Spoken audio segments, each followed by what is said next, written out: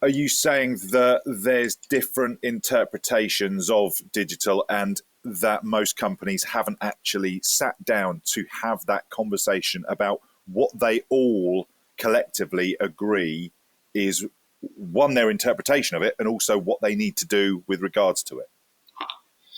Dave, I think that's right. And I think there are a few things you've got to get right and get right early. No doubt, as you do the whole transformation business, there's a stack of things you've got to do, you've got to get right.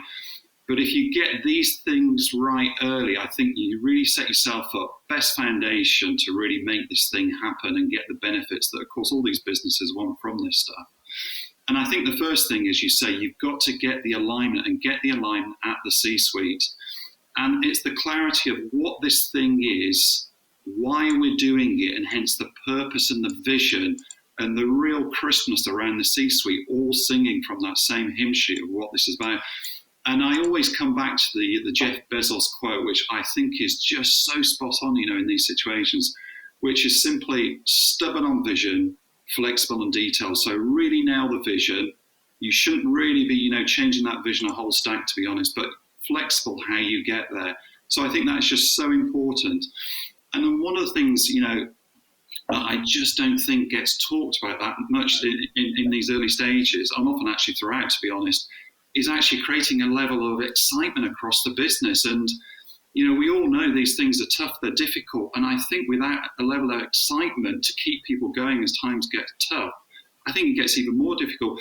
And of course, if you create a really brilliant vision and purpose of what this thing's about, it should galvanize the business and really create that level of excitement that comes with it.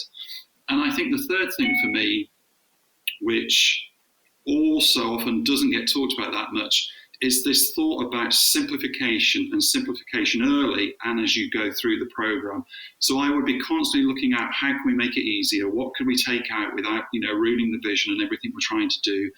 But really coming back down to the absolute, the minimum viable to make this thing as successful as possible. And of course, we know there's lots of things to get right. So what I try and do is just to break it down, chunk it down, and use a very simple step-driven approach to try and work it through as you go. Excellent. Okay. Well, so can you talk to us about this step-driven approach? Is it like a framework?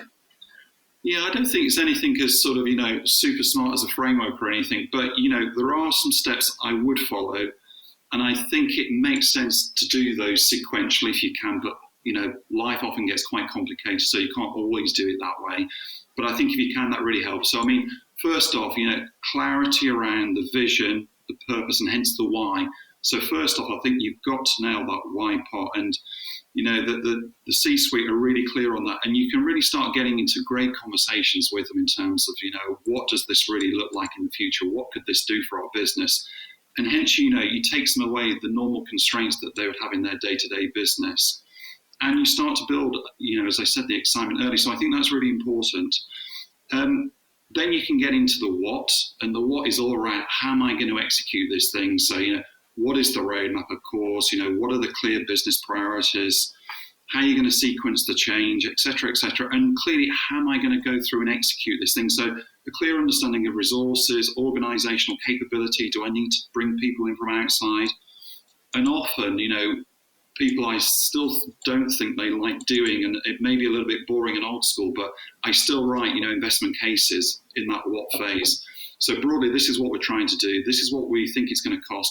And maybe we haven't nailed the exact cost, but you should be able to put a range of cost in there, and hence the benefits that you expect out of this. And once again, you continue to build alignment as you go through all of this stuff. And the third phase, of course, is what most people, feel comfortable with in many, many ways, which is, I'm getting into this, we're going to get it delivered, and it's all about basically, getting into the scrums, getting into the squads, et cetera, and you start to see real tangible things coming out. But even through this how phase of all the delivery that you're doing, you've still got to keep the alignment and the communications high. So, the squads don't get,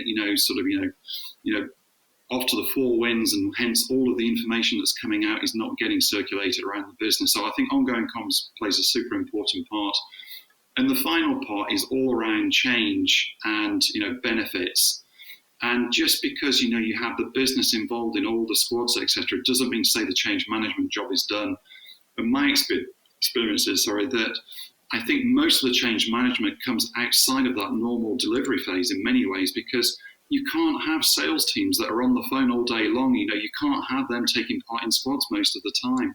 So the change management has to happen and be a big part of what comes out in that later phase. And it's only then that you'll truly, realise all the business value that you want from this. You've been listening to the Practicus Digital Transformation Podcast.